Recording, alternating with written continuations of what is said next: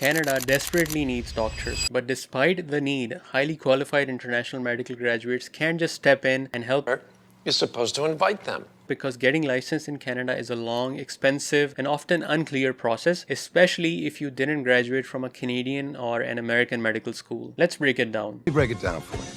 The first challenge is medical residency. To qualify, internationally trained doctors must pass the NAC exam and MCCQE Part 1, which are costly and only offered a few times a year. And if your degree isn't from an English or French speaking country, you'll also need to pass a language test. Even with experience, you'll still need to have your credentials verified and in some provinces complete a practice ready assessment, which I'll share in a few minutes. But the biggest hurdle is residency spots. International medical graduates or IMGs compete for just 10% of total positions annually, and landing one often comes with a return of service contract, locking you into rural work for years. There are also systemic barriers. Doctors from countries like UK, US, Ireland, and Australia can bypass certain steps, but others can't. If you're an internationally trained doctor and you want to practice in Canada, the path is tough, but it's not impossible. Let me share the steps you can take to get your medical license in Canada. Here's what the journey typically looks like. First, let's look at the steps you can complete from outside of Canada. Since you already have your medical degree, your first step is going through a language exam. Language proficiency tests such as IELTS and CELPIP are typically available in certified centers in most countries, so you can complete this requirement before moving. Next, get your medical credentials verified by pcici.ca, which is managed by the Medical Council of Canada. This includes confirming your medical degree and transcripts through ECFMG and the World Directory of Medical Schools. This process can be initiated and largely completed online, provided your issuing institutions send documents directly. You can then take the Medical Council of Canada Qualifying Exam Part 1 or MCCQE Part 1, which is computer based and now offers remote proctoring, allowing you to complete it without traveling to Canada. The easy part can be done from outside of Canada, but now let me share the steps that have to be done inside Canada. You.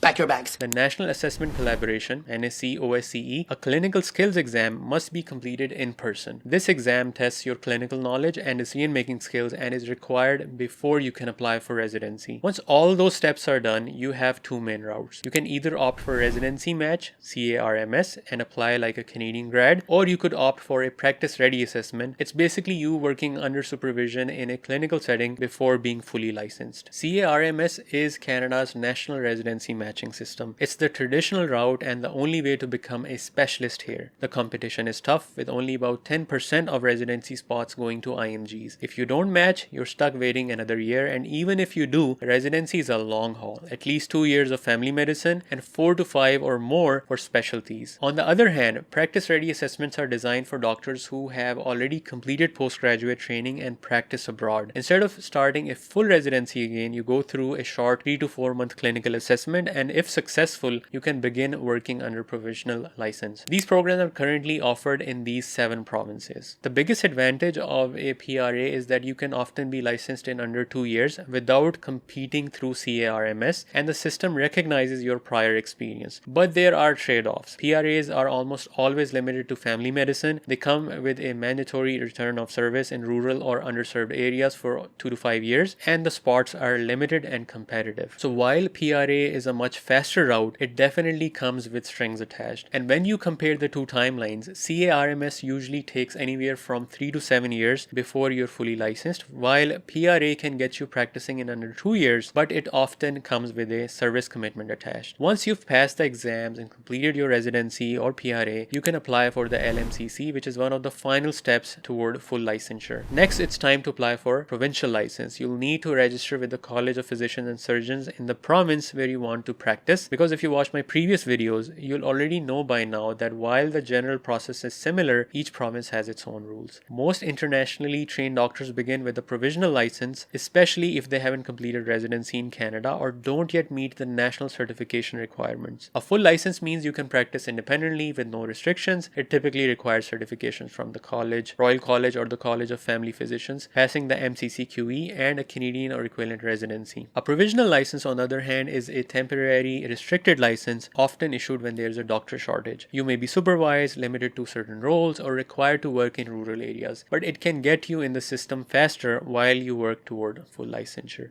We're going to rural Canada.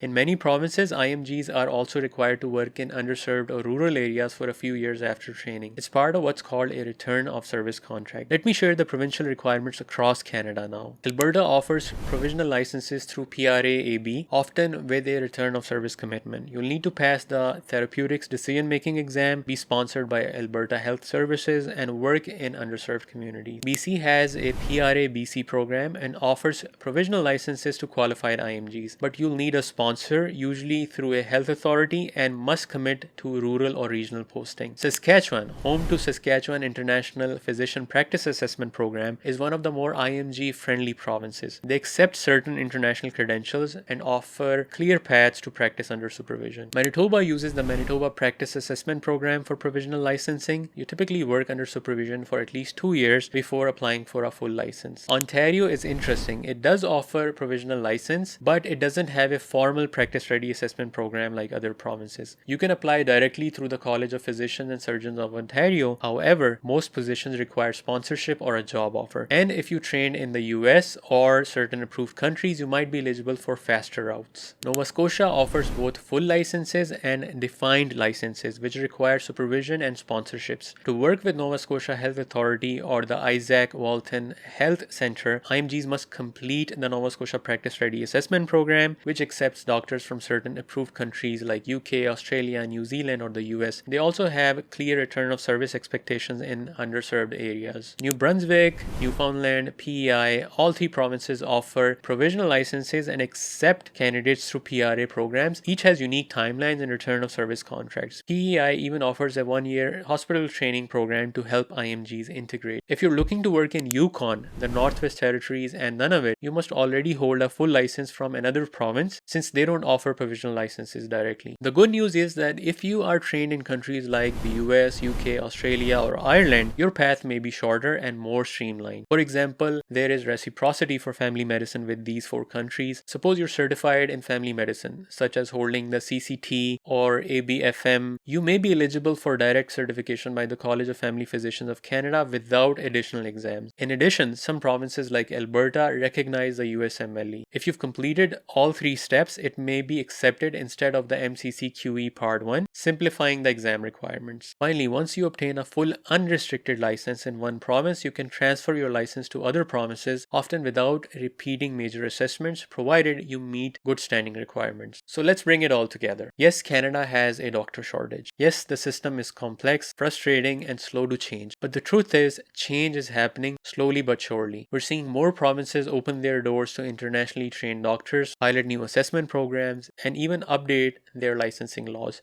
So if you start preparing now, your chances are better than ever. I hope this video gave you a clearer picture of what it takes to become a licensed doctor in Canada. If you'd like personal help with your immigration journey, I offer one-on-one consultations. Click the link in the description to book a session. In the next video, I will talk about PR options for IMGs. And if you're exploring other healthcare careers or immigration pathways, make sure to check out the other videos on my channel. There's a lot of guidance waiting for you. Take care, and I'll see you in the next video.